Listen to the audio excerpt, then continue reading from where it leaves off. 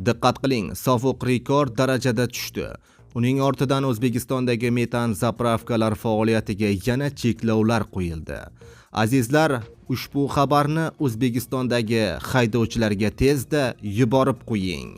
Azizlar, O'zbekistonda va jahonda sodir bo'layotgan so'nggi xabarlarni o'tkazib yubormaslik uchun albatta kanalimizga obuna bo'lib, like tugmachasini ham bosib qo'yishni unutmang.